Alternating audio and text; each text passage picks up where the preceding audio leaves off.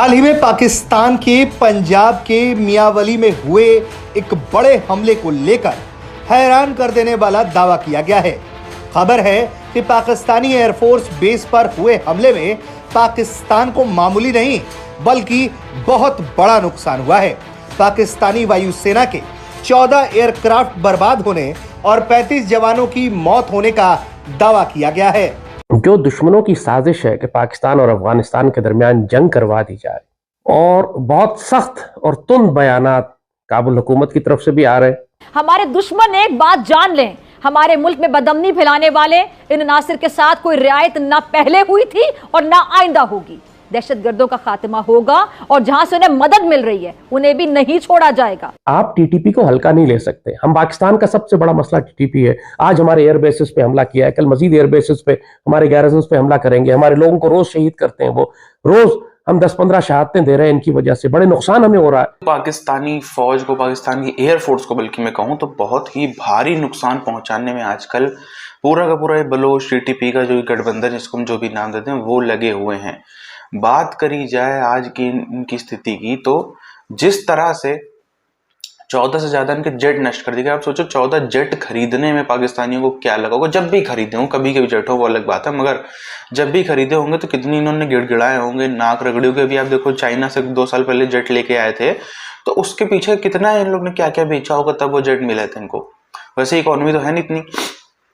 PIA के विमान आप उड़ा नहीं पा रहे हो, पीआईए के विमान आपके पकड़े जा रहे हैं, कब्जा किए जा रहे हैं जगह जगह पर। आपके पास में उसको उड़ाने के लिए फ्यूल नहीं है, आपके एयरपोर्ट में बिजली नहीं है, और आप सोचो कि इनके क्या जेट बहुत आसानी से आ गए होंगे या आसानी से मेंटेनेंस हो रहा होगा इनका, कतई नहीं। इतनी सब चीजें होने के बावजूद भी अब इतनी खराब हालत में ये मुल्क आ चुका है कि यहाँ से वापस जाना, यहाँ से बैक लौटना, मतलब आप सोचो किसी की वैसे ही गरीबी में आटा गिला, वैसे ही गरीबी थी, सब कुछ था, उसमें भी ये 14 जेट खराब हो जाते थे। जो फौज के दिखाने के ढांचे थे वो भी अब नहीं रहे। आतंकियों ने इस हमले के जरिए पाकिस्तान की वायुसेना के एक ट्रेनिंग सेंटर के तौर पर सबसे कठिन लक्ष्य पर कब्जा करने की अपनी क्षमता का प्रदर्शन करने की कोशिश की है। मियांवली एयरबेस पर हुए हमले में पाकिस्तान की वायुसेना के 14 एयरक्राफ्ट बर्बाद हो गए, तो वहीं 35 जवानों की मौत हो गई। इस हमले में जिम्मेदारी तहरीके तालिबान पाकिस्तान से जुड़े संगठन तहरीके जिहाद पाकिस्तान ने ली है।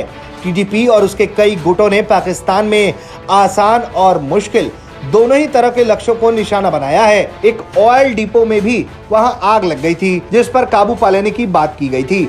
इस पूरे हमले में 9 आतंकियों के मारे जाने का दावा किया गया था, लेकिन अब जिस तरह से वॉर स्टडी डिपार्टमेंट के साथ बतौर सीनियर फेलो तैनात आयशा सिद्दीकी ने दावा किया है, वो बेहद हैरान कर देने वाला है।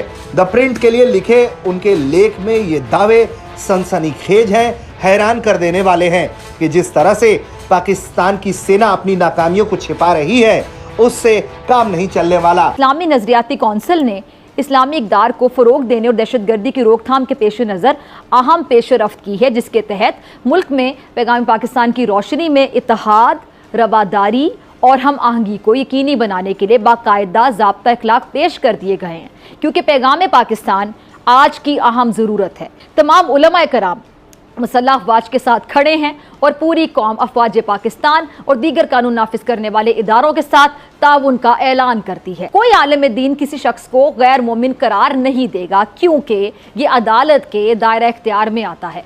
पाकिस्तान की सरजमीन दहशतगर्दी के फ़रोग़, तरबियती सरगर्मियों और दुनिया के दीगर ममालिक में किसी मज़मूम कार्रवाई के लिए इस्तेमाल नहीं की जाएगी। इंसानी इक़दार और इस्लामी क़ुव्वत में मबनी जो इस्लामी इदारों का क़याम वक्त की अहम ज़रूरत भी है, और अक़लियती बरादरियों को भी मुसलमानों की तरह हुकूक हासिल हैं और उन्हें अपने मज़हब की तालीम के मुताबिक इबादत की आज़ादी हासिल है। अफगानिस्तान के जो अबूरी वज़ीर ख़ारजा हैं अमीर खान मुत्तकी, उन्होंने कल BBC की पश्तो सर्विस को एक इंटरव्यू दिया, और उस इंटरव्यू में उन्होंने तस्करा किया पाकिस्तान की उस पॉलिसी के हवाले से, जिसके तहत हम तमाम ऐसे अफगान नेशनल्स को जिनके पास कोई कानूनी दस्तावेज नहीं है पाकिस्तान में रहने के लिए, उनको हम वापस भेज रहे हैं। तो उसके हवाले से उन्होंने 2 बड़े दावे किए हैं, या आप ये कह सकते हैं कि 2 बड़े इल्ज़ामात पाकिस्तान के ऊपर लगाए हैं। जो पहला मुतालबा या पहला जो इशू है जिसकी वजह से पाकिस्तान अफगान तालिबान की हुकूमत से नाराज़ है, उन्होंने कहा है कि वो है कलदम तरीके तालिबान पाकिस्तान को लेकर के।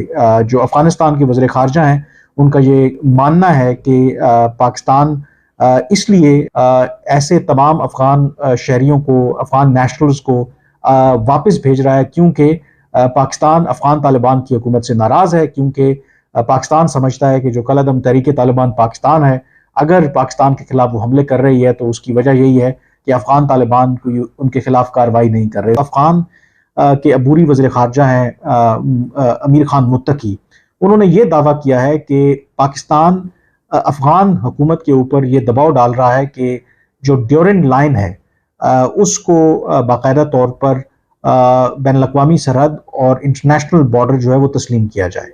जहाँ तक अफगानिस्तान की जो सक्सेसिव गवर्नमेंट्स हैं, हालिया अगर बात करें वो कारजाई की हुकूमत हो, अशरफ गनी की हुकूमत हो, उन्होंने कभी भी बाकायदा तौर पर पब्लिकली इसको एज अ बॉर्डर तस्लीम नहीं किया। और यही जो पॉलिसी है जो अफगान तालिबान है उन्होंने अपना रखी है, और वो ये समझते हैं, वो ड्यूरेंट लाइन को चाहते हैं कि बाकायदा तौर पर इंटरनेशनल बॉर्डर तस्वुर किया जाए और तस्लीम किया जाए। और ये दो मुतालबात जब नहीं माने गए तो जिसकी वजह से पाकिस्तान अब अपना जो गुस्सा है वो अफगान जो मुहाजिरीन हैं, अफगान नेशनल्स हैं, उन पर निकाल रहा है। आप उनको रोके ना, Exactly. ताकतवर बने, और फिर जब वक्त आता है तो फिर उनको जवाब दें। अगर आप समझते हैं, आपके पास सबूत है, आप इस बिलीफ पे है कि जी बिल्कुल मेरे अंदरूनी मामलात में दखल अंदाजी कोई कर रहा है, जो कोई भी कर रहा है, फिर उसको जवाब दें।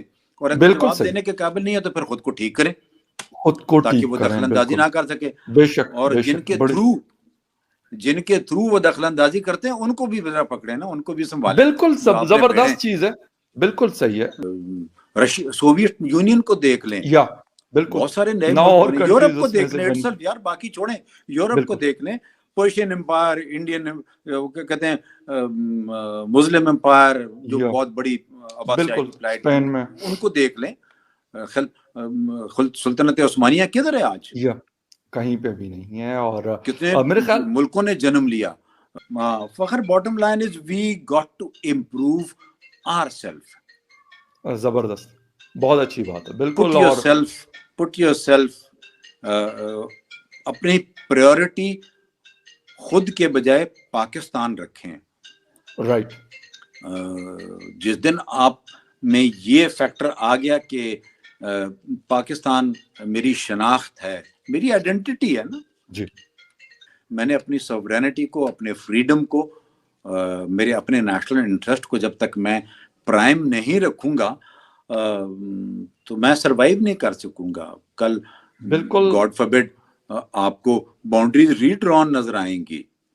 ना जाने कितनी मेहनत करके, कितनी मशक्कत करके, क्या क्या करके पाकिस्तानी फौज ने किसी ज़माने में अपनी एयरफोर्स के लिए, अपनी हवाइया के लिए जो है ये खरीदे होंगे 14 जेट हवाबाजी करने के लिए। पाकिस्तानी कहते हैं ना कि हवाबाजी कर रहे थे, हमारे विमान जो थे वो बाजवा साहब बैठे हवाबाजी कर रहे थे, तो ये हवाबाजी के लिए खरीदे।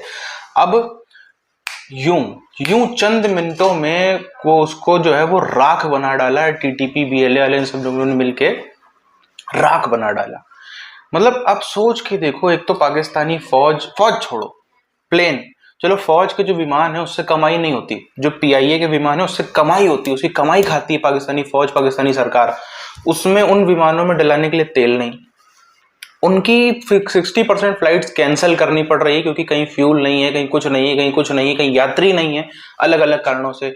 एयरपोर्ट में इनका जो कराची एयरपोर्ट है वो 2 दिन तक, 1.5 दिन तक जो है वो बिजली उसमें गुल रहती है, पूरी व्यवस्था ठप हो जाती है। ये तो ऐसा देश है, एयरपोर्ट में बिजली नहीं दे पा रहे, अपने सबसे बड़ी एयरलाइन को ये लोग पेट्रोल नहीं दे पा रहे, वहां पे कम से कम दिखाने भर के हाथी के दांत थे ये जेट। क्योंकि आप सोच के देखो, अफगानिस्तानी इनको इतना कचर रहे हैं, इतना कूट रहे हैं 2 महीनों से के पीके में, क्या कहां पर कमी आ रही है? जो उनकी तरफ से तो वॉर का ऐलान है खुलेआम, कहां कमी आ रही है कि ये लोग जो है इनके ऊपर विमानों से हमला नहीं कर पा रहे हैं? कुछ तो होगा कारण, क्योंकि पहली तो औकात ही नहीं, और भी कई सारे कारण है। पहला कारण तो सबसे बड़ा यही है कि भाई इनकी हैसियत ही नहीं है कि ये युद्ध जो है, युद्ध बाकायदा पूरी तरीके से ये ऐसे फौजियों को मरवा सकते हैं, क्योंकि इनके पास में वो तो कट्टे में पैदा होते हैं, कोई दिक्कत नहीं। मगर विमान उड़ाने में तेल लगता है, टैंक चलाने में एनर्जी लगती है, फौज को खिलाने में खाना लगता है। पूरा वॉर बहुत ही महंगी चीज है, कोई आसान काम नहीं है। उससे आसान है कुछ लोगों फौजियों को आगे कर दो, थोड़ा आगे भेज के मरवाते रहो, वो आसान है। मगर वॉर लड़ना बहुत महंगा, बहुत मुश्किल और बहुत बड़ी चीज है, जिनकी हैसियत से बाहर है। यही कारण है कि कम से कम ढांचे दिखाने के लिए हाथी के दांत होते हैं, वो भी बलोचों ने, टिटपी वालों ने इनके तोड़ने का काम कर दिया है।